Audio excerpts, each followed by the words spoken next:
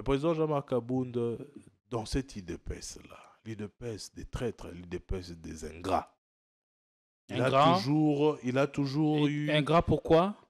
Et il n'a pas été considéré à sa juste valeur au regard du combat et de son engagement pour le parti et pour l'avènement de l'UDPS au pouvoir? Le président Jean-Marc Abounda, dans cette IDPS des ingrats et des traîtres, a toujours été l'élément majeur à qui on s'est référé quand il y avait des crises.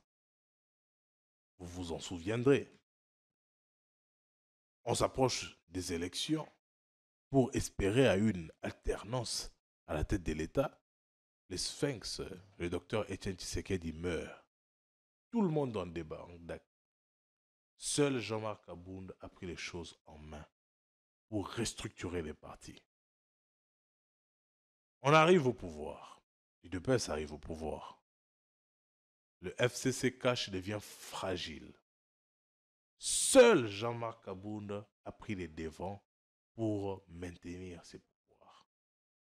Est-ce que vous pouvez imaginer autant de fois où il a toujours été celui qui pouvait proposer quelque chose? C'est pour ça même à un moment on l'appelait maître nageur. Parce qu'il sait trouver des solutions, des sorties des crises. Et il sort de prison. Il trouve le pays en désordre, les routes délabrées, l'économie, n'en parlons pas, la situation humanitaire, n'en parlons pas, la partie Est est complètement prise. Il trouve le pays tel qu'il est. Une criminalité montante, la délinquance, etc., etc., en tant qu'acteur politique. Et ça, ce n'est pas une main qu'on est en train de tendre à Chilombo. En tant qu'acteur politique, il fait une offre.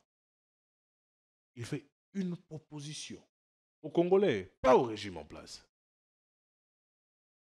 Il met en place une idée, une pensée, pouvant nous permettre à résoudre de manière définitive cette guerre. Et c'est ce que je viens de vous présenter, le plan Kabounda.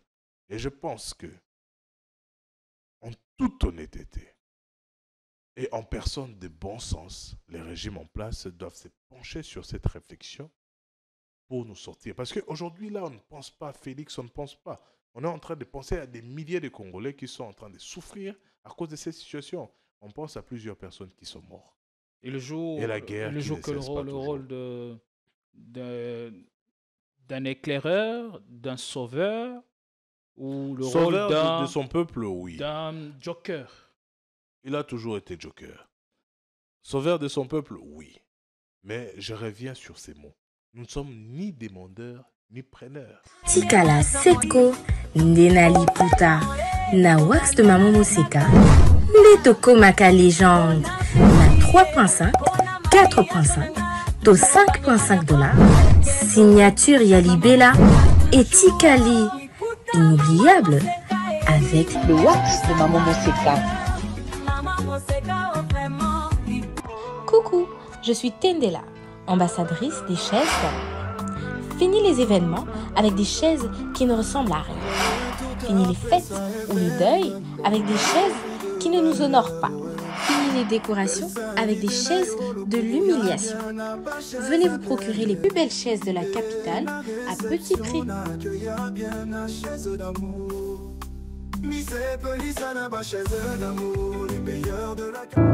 Avez-vous des soucis avec votre chaîne YouTube?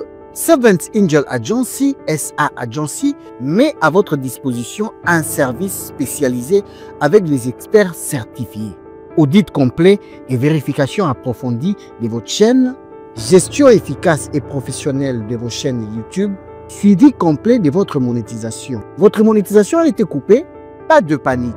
Nous mettons en place une stratégie sur mesure pour vous aider à récupérer la monétisation rapidement. Création complète de votre chaîne YouTube, gestion sécurisée des accès à votre compte et possibilité de migration vers une autre adresse email en toute sécurité. Profitez d'un service réactif, certifié et professionnel dès maintenant. Contactez-nous dès aujourd'hui au +243 841 972 496.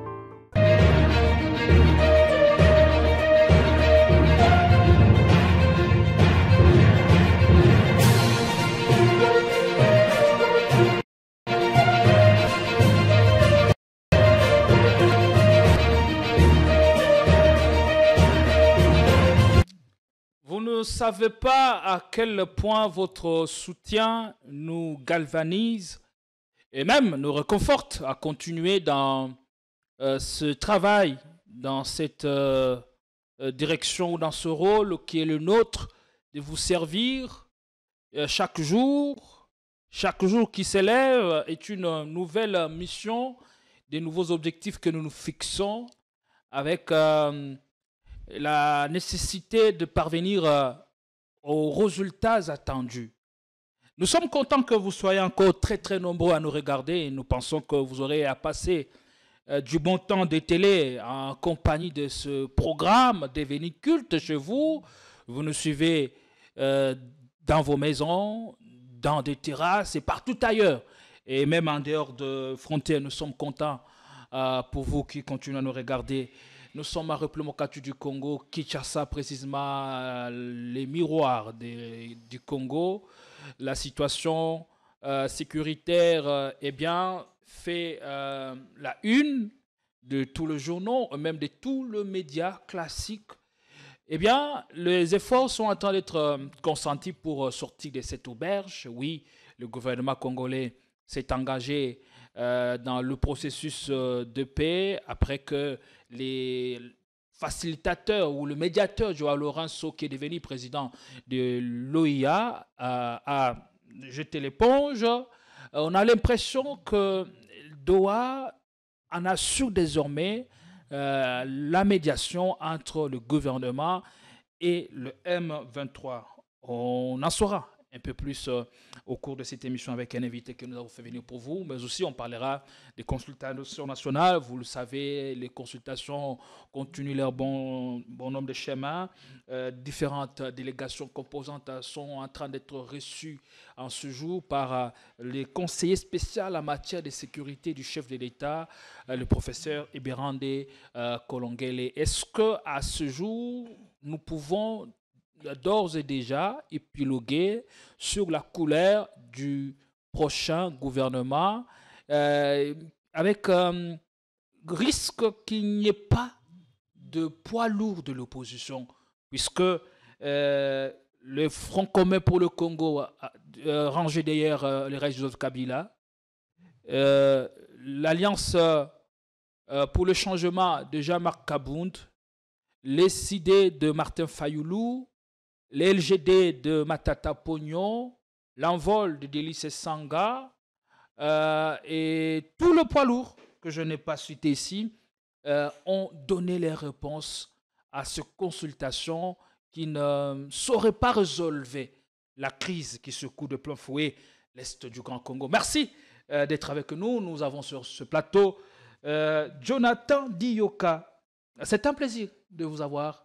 Comment allez-vous? Vous êtes au cadre au sein de l'Alliance pour le changement de Jean-Marc Kabound. Il y a lieu de rappeler ici votre parcours politique. Vous avez été, il y a quelques années, au sein de l'LGD que vous avez quitté pour convenance personnelle. Mais nous sommes contents de vous avoir. Comment allez-vous? Ça va bien, M. Atibou. C'est un plaisir partagé. Allez, on va parler de votre parti. On va s'y intéresser. D'abord, une question d'entrée. Depuis la relaxation ou la remise en liberté de votre leader, Jean-Marc Kabound, aujourd'hui, le parti se porte-t-il comment? Les activités ont repris depuis son retour. Comment vous menez le combat politique? Bon, de prime abord, je pense qu'il serait nécessaire de vous signifier le fait que le parti se porte très bien. Et le parti est en pleine effervescence du fait que les leaders politiques, donc le président national Jean-Marc Kabound a maintenant la possibilité de diligenter lui-même l'exercice ou sinon la gestion au quotidien du parti. C'est-à-dire que nous avons ressenti cette chaleur tant recherchée, cette chaleur paternelle, et ça nous permet d'avancer. Dans le même élan, je pense que je dois faire mention du fait que le 24 avril, qui vient ici, nous aurons l'Alliance pour les changements en tant que parti politique aura totalisé 3 ans d'existence. Donc, essayez d'imaginer que ça sera effectivement aussi un moment d'effervescence. est un moment d'inviter tous ceux qui ont sympathie et qui sont engagés dans notre lutte de venir partager ces moments de réarmement, ces moments d'engagement à nouveau dans cette démarche. Et dans quel état vous menez justement ce combat pour sortir de ces cycles infernaux dans lesquels nous sommes englués depuis des années? Non, écoutez, nous sommes de l'opposition. Ça, c'est une position qu'on ne va jamais changer. Nous nous opposons au régime de la pègre qu'on a tant défini. Nous nous opposons au système Tshisekedi que nous considérons macabre et médiocre. Nous nous opposons à tout ce qui nous amène aujourd'hui d'avoir un pays à moitié gouverné. Donc, notre position est naturellement connue. Donc, il n'y a aucune forme d'émergence sur notre position. Mais par contre, ce qui pourrait être plus émergent, c'est la position du régime en place. Parce que j'ose dire assez souvent que le régime Tshisekedi a réussi à nous mettre dos contre mur. Aujourd'hui, en tant que patriotes, aujourd'hui en tant que Congolais, nous sommes obligés de nous aligner derrière les FARDC et de contribuer aux efforts de guerre. Mais malheureusement, la problématique est à quel niveau? C'est que, bien que nous pouvons faire deux manœuvres, bien que nous pouvons essayer de soutenir, nous avons un régime défaillant, nous avons un système faible qui ne nous permet pas non plus à faire grand-chose. Et nous pouvons, premièrement, nous lancer dans une émergence conceptuelle que moi j'appelle des propositions. Des propositions que les régimes doivent accepter.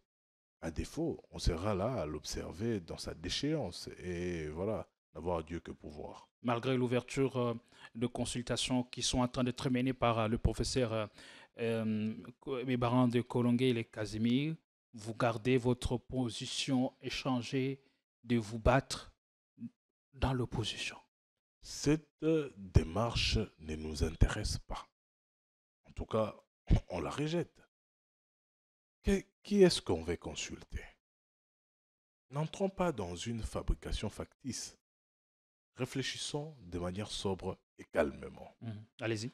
S'il doit y avoir consultation, s'il doit y avoir une initiative allant dans l'objectif de mettre en place un gouvernement d'union nationale, quels sont les acteurs majeurs qui doivent en faire partie?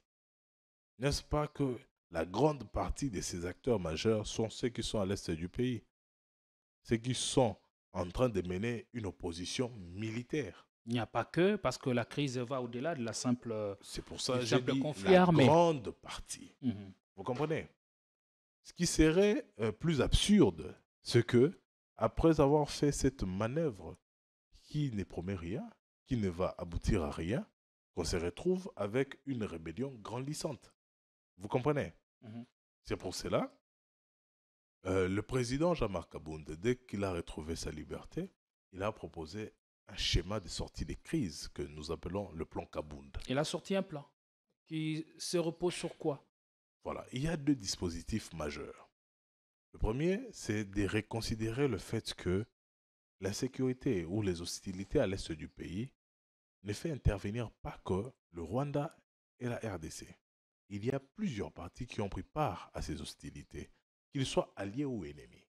Nous devons trouver un mécanisme pour se mettre autour d'une table, avec tous les pays qui prennent part à ces conflits, pour essayer de trouver le modèle de convenance. Ça, c'est au niveau international. Justement.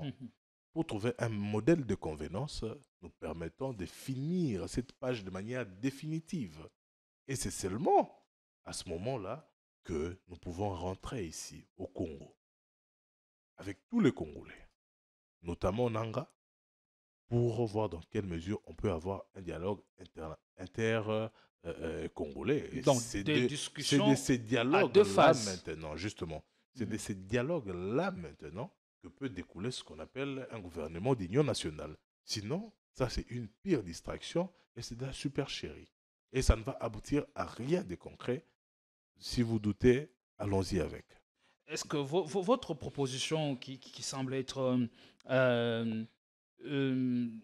fascinante ou même solide pour résolver la question de l'Est, elle vient s'inscrire dans presque la démarche de père spirituel, la démarche que mène le père spirituel, avec des discussions à des niveaux.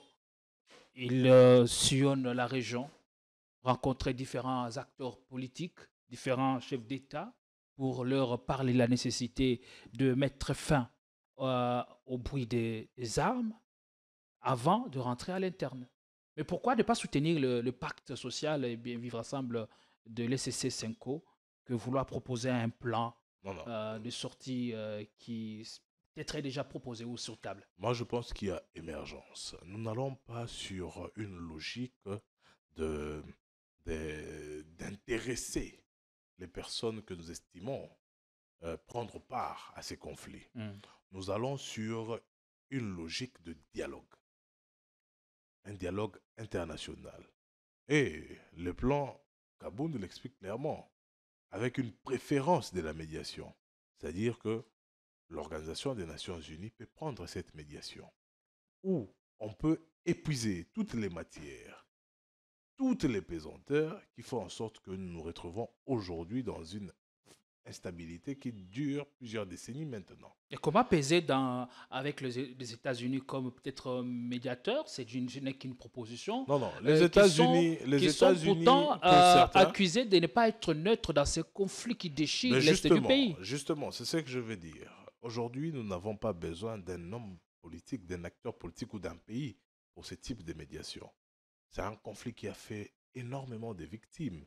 Et à ces jours, on continue d'en être victime. Sans compter sur le plan même économique, parce que le secteur économique est dérangé face à cette instabilité. Bien qu'on en parle de moins en moins. Les corollaires qui suivent. Donc ça veut dire que aujourd'hui, pour certains, parce qu'il y a plusieurs théories autour de la guerre, pour certains, ils estiment aussi que les États-Unis, les Canada et toutes ces autres puissances que nous ne pouvons pas citer font partie aussi, d'une manière peut-être subtile. Ils alimentent. Oui. Et il y a aussi qui crient au complot. C'est-à-dire que la communauté internationale ferme littéralement les yeux. Donc aujourd'hui, comme nous ne pouvons pas compter sur un pays dans sa foi la plus pure, d'essayer peut-être de jouer une médiation juste, je pense que le Concert des Nations peut s'en charger. On se met autour d'une table. On ne s'arrête pas seulement sur les condamnations ou encore sur les sanctions, mais on épuise la matière et on réfléchit sur les mécanismes à mettre en place pour effectivement que la situation puisse s'apaiser de manière définitive. Vous comprenez? L'avantage de cette démarche est laquelle? C'est qu'à un certain niveau, avant d'avoir le deuxième dialogue, qui va être un dialogue interne et intercongolais, nous allons dépouiller toutes les rébellions, parce qu'il n'y a pas que AFC M23. Les Ouazalendo, c'est une milice.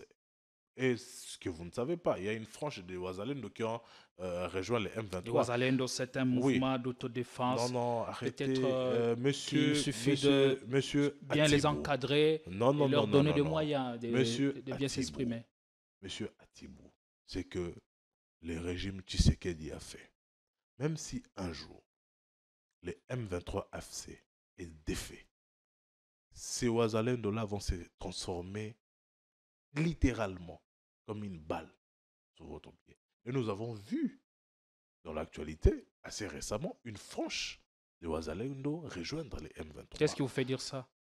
Comment ça? Qu'est-ce qui vous fait dire ça? Qu'est-ce qui vous fait croire que demain ou après-demain, les Ouazalendo peuvent se transformer en un mouvement armé redoutable? Bon, réfléchissons de manière limpide.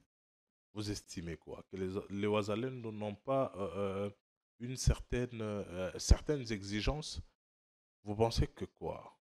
Ils s'enrôlent naturellement aux côtés des FARDC simplement parce qu'ils aiment la nation? Les militaires qui aiment la nation, pourquoi ils réclament un soldat à la fin? Vous comprenez? Ça veut dire qu'il y a des questions qui touchent à certains intérêts qui sont spécifiques ou particuliers et qui vont revenir. Mais maintenant, l'erreur est où? En associant les milices ou encore les groupes d'autodéfense, comme vous appelez, à des efforts de guerre, c'est aussi une formation. Ça veut dire qu'au bout d'un moment, ils peuvent aussi être en mesure de se comporter comme une armée autonome. Ce qui va devenir dangereux. Moi, je pense que les FARDC pouvaient s'organiser. Il ne doit pas y avoir des Wazalendo. S'ils veulent rejoindre l'armée, qu'ils rejoignent l'armée. On ne peut pas avoir deux types d'armées. D'autres qui dépendent peut-être d'une logique ethnico-tribale ou encore chefférière, et puis une autre armée qui dépend de l'autorité de l'État régie sur tout le sol congolais. Vous comprenez que c'est une contradiction à la fois, mais c'est entretenir quelque chose qui peut se révéler redoutable demain. Si les Ouazalendo veulent effectivement défendre le sol congolais, qu'ils s'enrôlent à l'armée.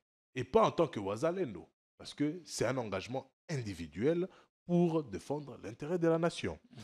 C'était une parenthèse.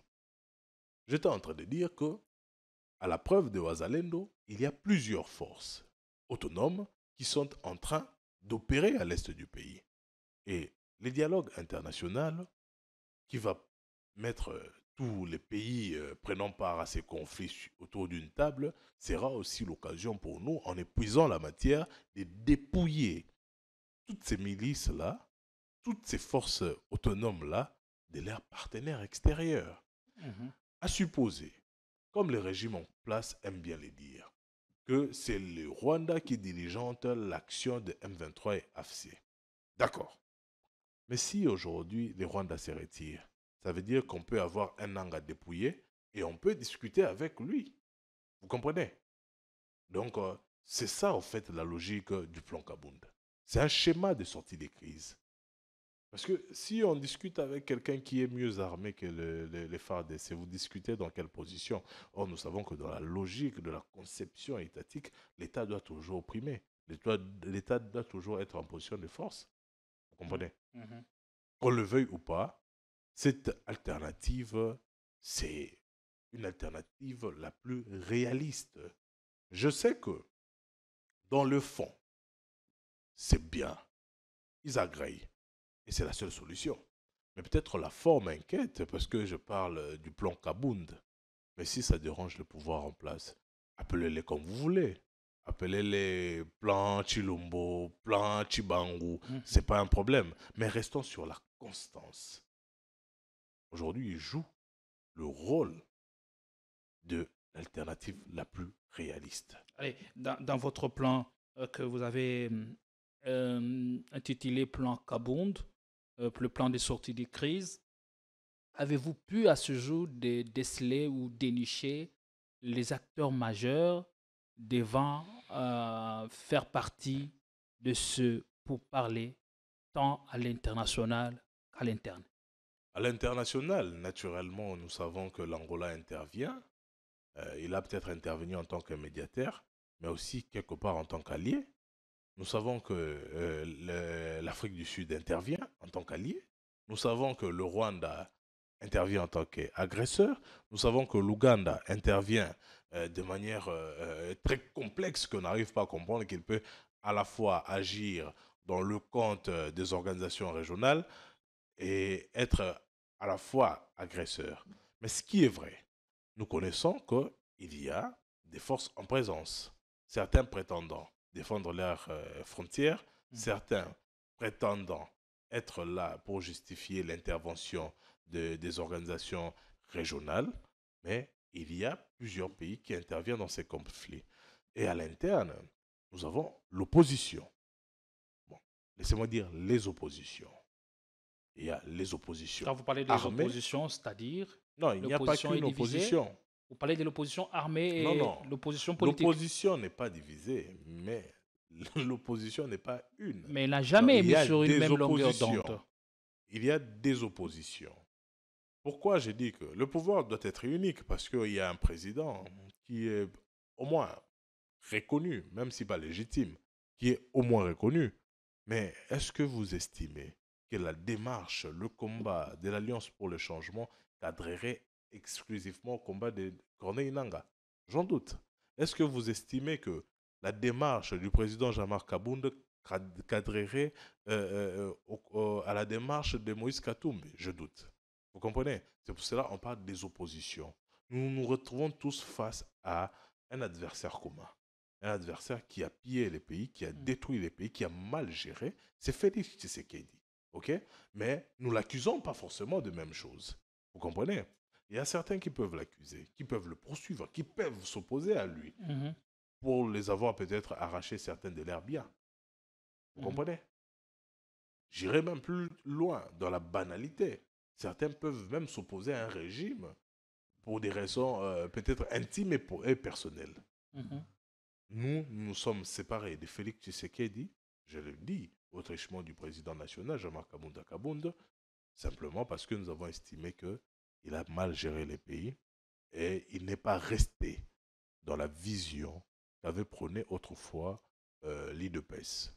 Malgré les critiques contre le pouvoir en place, votre leader a pu être libéré, remis en liberté, et aujourd'hui, il a repris ses activités comme au beau vieux temps.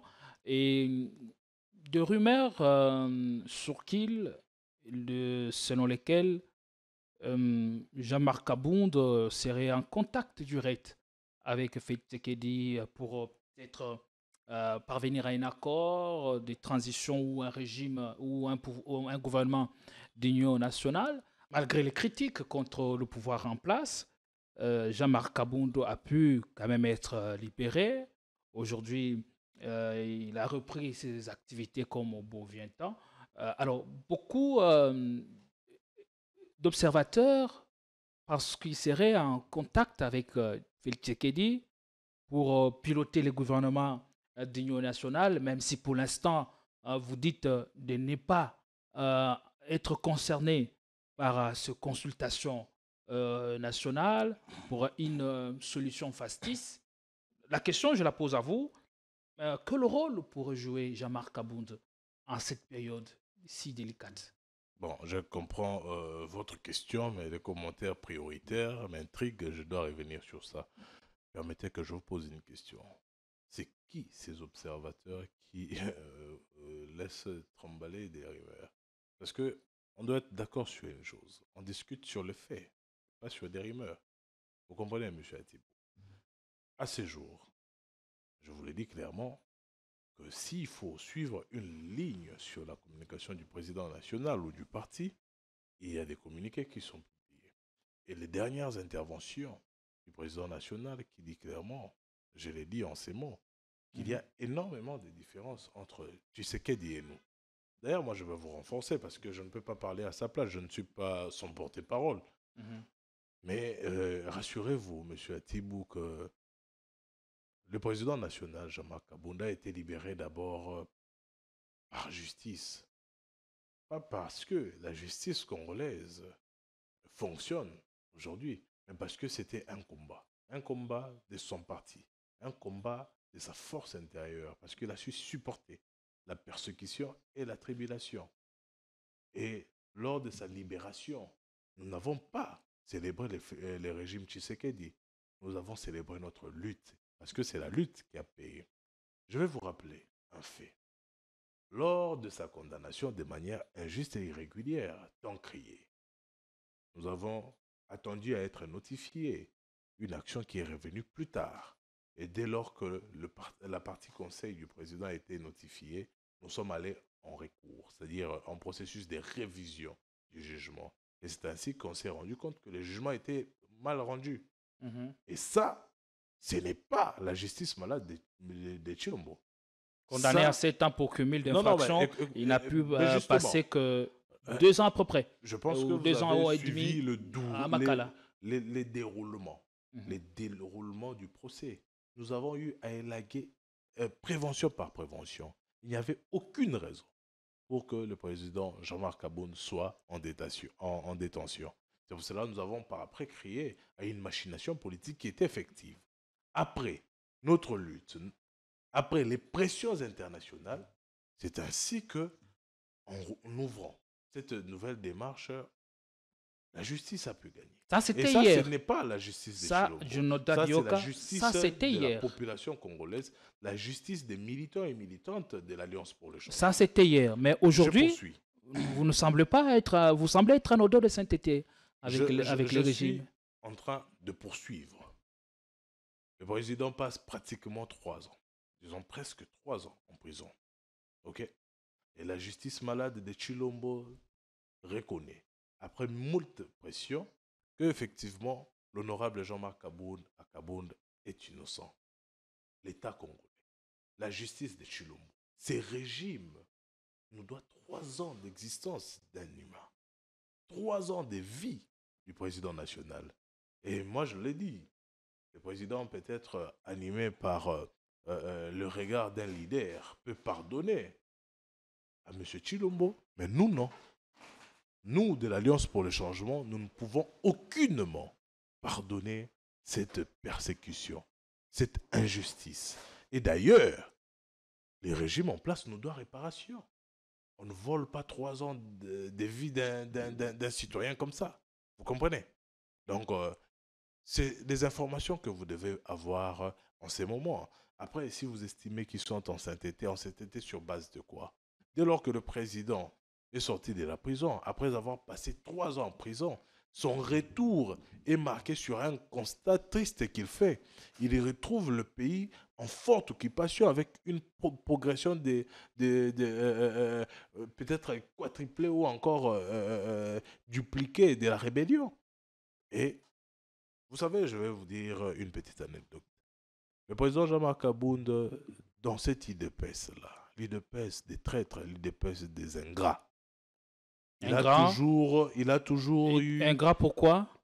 Il n'a pas été considéré à sa juste valeur au regard du combat et de son engagement pour le parti et pour l'avènement de l'UDPS au pouvoir? Le président Jean-Marc Abound, dans cette IDPS des ingrats et des traîtres, a toujours été l'élément majeur à qui on s'est référé quand il y avait des crises. Vous vous en souviendrez. On s'approche des élections pour espérer à une alternance à la tête de l'État. Le Sphinx, le docteur Etienne Tshisekedi meurt. Tout le monde en débat. Seul Jean-Marc Abound a pris les choses en main pour restructurer les partis. On arrive au pouvoir. L'UDPS arrive au pouvoir. Le FCC cash devient fragile. Seul Jean-Marc Abound a pris les devants pour maintenir ses pouvoirs. Est-ce que vous pouvez imaginer autant de fois où il a toujours été celui qui pouvait proposer quelque chose? C'est pour ça même à un moment on l'appelait maître nageur. Parce qu'il sait trouver des solutions, des sorties des crises. Et il sort de prison. Il trouve le pays en désordre, les routes délabrées, l'économie, n'en parlons pas, la situation humanitaire, n'en parlons pas, la partie Est est complètement prise. Il trouve le pays tel qu'il est. Une criminalité montante, la délinquance, etc., etc., en tant qu'acteur politique. Et ça, ce n'est pas une main qu'on est en train de tendre à Chilombo. En tant qu'acteur politique, il fait une offre. Il fait une proposition aux Congolais, pas au régime en place. Il met en place une idée, une pensée, pouvant nous permettre à résoudre de manière définitive cette guerre. Et c'est ce que je viens de vous présenter, le plan Kabound. Et je pense que, en toute honnêteté, et en personne de bon sens, les régimes en place doivent se pencher sur cette réflexion pour nous sortir. Parce qu'aujourd'hui, là, on ne pense pas à Félix, on ne pense pas. On est en train de penser à des milliers de Congolais qui sont en train de souffrir à cause de cette situation. On pense à plusieurs personnes qui sont mortes. Et le jour, et la guerre le jour que le rôle d'un éclaireur, d'un sauveur, ou le sauveur rôle de son peuple, oui. D'un joker. Il a toujours été joker. Sauveur de son peuple, oui. Mais je reviens sur ces mots. Nous ne sommes ni demandeurs, ni preneurs. Monsieur Atibou. Mais la politique, ça peut changer à tout moment. Peut-être que vous faites la politique. On peut abandonner les idées qu'on a prônées hier. Non, si seulement il y a une offre alléchante qui se présente. Non, écoutez, moi je ne sais pas. Moi personnellement, je ne me suis jamais considéré comme étant politique. Homme politique ou politicien. Moi je suis en train de défendre les causes de mon temps. Vous comprenez? Je suis en train de mener les combats de mon époque. Et je vous l'ai dit, j'ai été inspiré de la même conception de la lutte que nous menons du président Jean-Marc Kabound. On n'est pas des politiciens juste pour être politiciens. C'est les autres qui nous qualifient des politiciens. Mais en soi, il y a une démarche, il y a un combat, il y a une lutte qu'on mène qui peut nous amener, qui peut vraiment arriver à la conclusion que telle personne, étant politique, a contribué, voilà, euh, au développement, à la conservation de son contexte en son temps. Vous comprenez? Donc, le président Jean-Marc Kabound a mis en place cette proposition-là et on invite le gouvernement à se pencher dessus simplement pour sauver le Congolais. Que pour ça. Que pour ça. Allez, merci. La réalisation du signal qu'on n'a plus que quelques 5 minutes. On va prendre cela à profit pour épiloguer sur les derniers sujets. Maintenant, là, les consultations continuent. On peut, à ce stade où aujourd'hui, épiloguer sur la couleur du prochain gouvernement avec certitude que dans ce gouvernement, il n'y aura pas de poids lourd de l'opposition. Quels sont les risques ou les dangers? Je vous ai dit qu'il n'y a pas une opposition, il y a des oppositions. Et je ne suis ni porte-parole d'une opposition, ni porte-parole des oppositions. Ce que je vous dis, la mascarade, la distraction que les gouvernements ou encore les régimes Tshisekedi organisent, ne regarde que. Nous les rejetons en bloc et nous sommes ni demandeurs ni preneurs. Mais il y a une conséquence à cela. Au regard de tout ce que je vous ai étalé, dans la logique la plus simpliste, essayez d'imaginer ce que seraient les résultats si vous mettez en place un gouvernement qui n'arrive pas à absorber toutes ces énergies qui alimentent les hostilités. Parce que la première énergie serait qui? N'est-ce pas que Corneille Nanga? Donc, appelez Corneille Nanga qui puisse être reçu par Eberond, comme ça on va voir les résultats. Nous pensons que déjà, avoir été assez berné par Tshisekedi et son régime, nous ne pouvons pas entrer dans un processus chaotique qui ne présage rien de bon. On préfère encore se rebuffer sur la démarche des évêques, mais nous ne pouvons pas entrer dans cette mascarade, une distraction, une histoire complètement absurde. Donc on n'est ni prenant, ni demandeur, et encore moins preneur, et on rejette ça. Ça ne nous intéresse pas, et puis ils peuvent continuer leur comédie. Nous continuons la lutte pour l'État. Justement, parlant de l'initiative des pères spirituels, qu'est-ce que cela vous inspire? Non, mais c'est une belle initiative. Nul ne va nier les interventions multiples des églises dans la gestion des conflits. Et nul ne va nier combien est-ce que ça a été concluant. Eux, au moins, peuvent jouir d'une certaine crédibilité et peuvent organiser des mécanismes de pression sérieux. Vous comprenez? Le régime de Chilombo a démontré une nouvelle forme de dictature assez violente, plus que même celle dont on pouvait s'en plaindre sous le régime Kabila. Et je pense que l'intervention des églises peut nous permettre de jouer un contrepoids et au moment où la population devra s'élever pour chasser Tshisekedi, je pense que les églises sauront aussi se ranger derrière elles. Il faut appuyer la démarche des églises ou de l'église, parce que l'église est une. Quel est l'avenir pour le plan Kabound? Non, mais écoutez, je suis en train de vous dire, il y a émergence. Les églises prennent le devant. Mais le plan Kabound est un plan globalisant. Si les églises arrivent à une conclusion et que nous sommes sûrs d'avoir une paix qui s'inscrit dans la durée, Dieu merci. C'est tout ce que nous voulons, que la guerre cesse pour que les populations recouvrent leurs lieux de domicile, pour que notre terre soit protégée, pour que chacun puisse y vivre en toute légitimité, en toute paix. Je reviens sur ces mots. Mais de manière un peu eschatologique. Plongeons un peu dans une dimension un peu complexe de la chose, nous savons que en voyant, en traitant de manière individuelle avec les pays prenant part à ces conflits, nous ne pouvons avoir qu'un cessez-le-feu ou une paix momentanée. Il y a deux options dans ces cas. Soit on fait la guerre et on arrive à mater tous ces pays prenant part, toute la rébellion, et on reconstitue notre État fort. Soit on le fait. C'est ça, la première et la meilleure des options, qu'on arrive à gagner cette guerre. Mais on a un problème qui fait blocage à cette première option, c'est que nous avons un président de la République faible. Félix Tshisekedi est faible. Et il nous l'a prouvé dans toutes ses façades. Félix Tshisekedi n'est pas en mesure, par son leadership peu fiable et peu efficace, de faire face à cette rébellion. L'alternative est quoi? Et penser au dialogue. Parce qu'on va faire la guerre quand on est fort, mais quand on est faible. Pensez au dialogue pour protéger les vies. Alors, si par arrogance, Félix essaye de tenir tête pour soit nous laisser un pays à moitié, ou pour soit sacrifier des milliers de Congolais, en prétendant effort de guerre, je vous le dis encore, la majorité de ceux qui sont victimes dans ces efforts de guerre, c'est la jeunesse. Mais on doit se lever contre lui.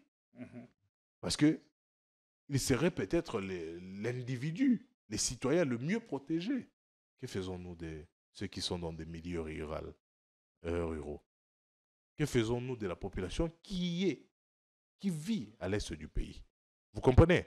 Ça veut dire qu'à un certain niveau, nous devons être en mesure de dire à ces messieurs, stop, tu n'es pas en mesure de te battre, ne va pas chercher de problèmes pour que tu puisses te cacher derrière la population, pour que tu fasses de ta propre population, dont tu es censé être le garant et le protecteur, que tu fasses des boucliers humains pour des intérêts qui te sont propres.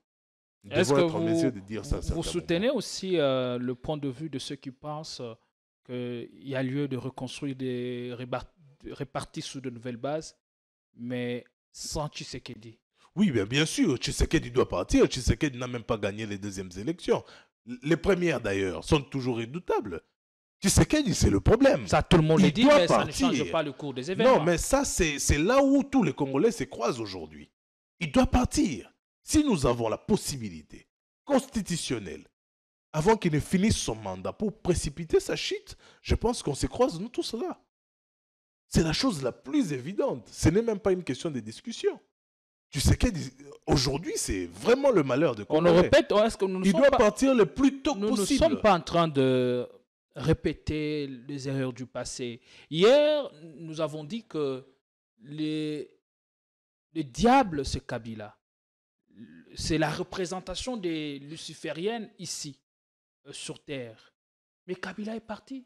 Oui, pour autant, on n'a pas su juguler la crise sécuritaire. Mais quand est-ce qu'on ne commet pas la même erreur en disant que voilà, Tshisekedi doit partir à tout prix et que l'on trouve quelqu'un d'autre à la tête du pays Kabila, dans un principe du haut toit de là que je m'y mette. Kabila était ce qu'il pouvait être.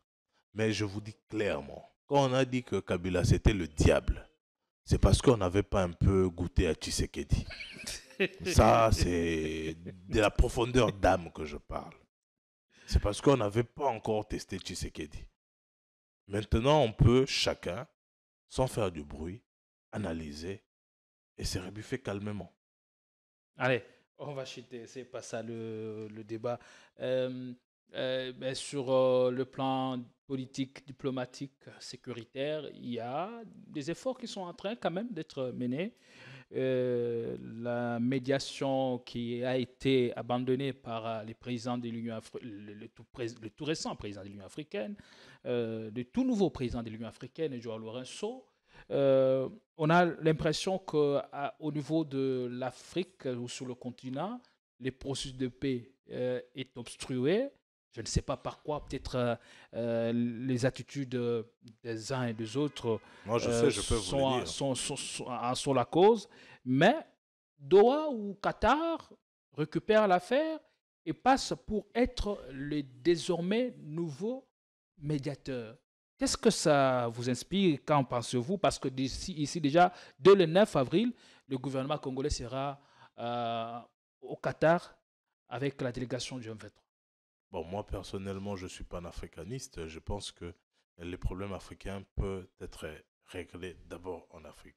Les problèmes congolais doivent être réglés au Congo. Je n'ose pas imaginer tout de suite quels sont les intérêts du Qatar au regard de cette question. Et je pense encore que c'est une erreur. Vous comprenez? Est-ce que vous savez pourquoi est-ce que la médiation angolaise n'a pas marché? Pourquoi? Parce qu'on a fait face à des irresponsables. En tout cas, je ne sais pas parler du Donc le Rwanda. premier est Permettez. Kagame. Parce que, En tout cas, je ne lui plus d'une connais fois, il ne pas. s'est pas présenté. La seule personne Euh, qui peut mieux connaître Kagame ici, c'est Félix Tshisekedi, parce qu'il a prétendu que c'était son frère, et on les a vus dans plusieurs manifestations. Il s'arrange aussi, à l'insu de tout Congolais, de se retrouver avec lui à Doha. Donc, ils sont au courant, ils parlent, ils discutent, ils se connaissent, ok? Mais moi, je connais Félix Tshisekedi pour l'avoir vu à la manœuvre de la gestion pendant plus de 5 ans. Vous comprenez? Et on sait que Félix Tshisekedi ne respecte pas des accords, même dans sa famille politique, même dans son parti politique. Vous comprenez? Et on sait que ce n'est pas une personne fiable, ce n'est c'est pas la une cause du personne... blocage. Mais justement, c'est nettement clair. Vous comprenez? Vous ne pouvez pas être là aujourd'hui, vous proposer autre chose, et puis demain vous vous rebuffez en disant que non, voilà, mes pères spirituels m'ont dit. Mais Est-ce que écoutez, le problème ici, ce n'est pas Kagame? comment? Est-ce que le problème ici, ce n'est pas Kagame? Ben si, Qui n'a jamais non, non, respecté, non, en ce non. qui le concerne, Non, les non. accords qu'il a Non, toujours non. signés avec Vous le savez, je gouvernement vais vous congolais. dire une chose. Une chose. Je ne vais pas faire de commentaires sur la gestion des anciens dirigeants avant ces régimes de la pègre, mais un leader, un chef, ne peut pas se permettre de commencer à vendre son discours comme de petits pas, dire de n'importe quoi. Félix Tshisekedi nous a dit qu'il n'allait plus jamais croiser Kagame. Ils se sont croisés. Au ciel ou en enfer, on ne sait pas. Mais c'était à Doha. Vous comprenez? Mhm. Félix Tshisekedi nous a vendu une certaine image de la guerre ici. Mais pour ceux qui peuvent vraiment décortiquer les questions sécuritaires, nous sommes en période de guerre, on ne peut pas les déballer sur un plateau. Nous savons que c'est tout faux. Ok?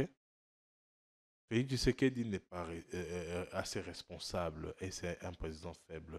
Félix Tshisekedi veut gérer le pays comme sa poche, comme sa petite maison. Félix Tshisekedi pense que les affaires de l'État peuvent dormir. Félix Tshisekedi pense qu'un chef d'État peut avoir une vie simple, comme, je ne sais pas, un citoyen moyen. Oh, c'est les sacrifices de 5 ans. Pour quelqu'un de son âge, je trouve ça à la fois triste et voilà, des très mauvais goûts de vouloir changer la constitution pour se pérenniser. Parce que les efforts que ça demande, les sérieux que ça demande dans l'investissement de son engagement pour le service de l'État en tant que chef de l'État, à demandant, on doit s'épuiser. Allez, mais on va chuter. Maintenant, avec tout ce qui se passe, le nouveau rendez-vous, c'est pour ce 9 avril avec la délégation du M23 au Qatar. Est-ce que l'Afrique serait-elle en train d'abandonner cette cause du Congo ou en train d'abandonner la médiation pour parvenir à un accord de paix entre les deux pays? Ce sera votre dernier mot. Bon, écoutez, les questions africaines peuvent sensiblement être traitées à l'africaine parce que il y a quand même une logique de cohabitation, il y a quand même un rapprochement en termes de culture qui peuvent complètement, dans l'ensemble, être considérées comme une culture africaine. Mais si on s'écarte de l'Afrique et on va ailleurs, la question est celle-là. C'est quoi l'intérêt du médiateur? Qui a désigné les médiateurs? Est-ce que c'est le Qatar qui se réveille un bon matin et dit, bon, ok, moi je vais jouer les médiateurs entre les deux, je les appelle, venez chez moi.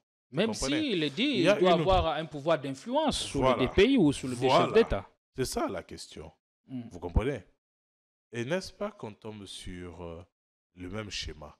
Maintenant, à la place d'avoir un accord de paix avec des États, ok, pourquoi ne pas épuiser la matière sur un mécanisme clair au concert des nations? Pourquoi ne pas solliciter la médiation des Nations Unies? Parce que je sais que chaque État est souverain, mais il y a des mécanismes internationaux qui peuvent contraindre les pays à peut-être laisser ou à déclencher certaines actions. Mais si on veut aller dans des petits boutiquages, c'est là que l'action même de la continuité de l'État va être compromis parce qu'il y a un tel qui a discuté avec un tel à Doha, et puis l'autre, quand il vient, on lui présente un papier, il faut passer à la caisse. Vous comprenez?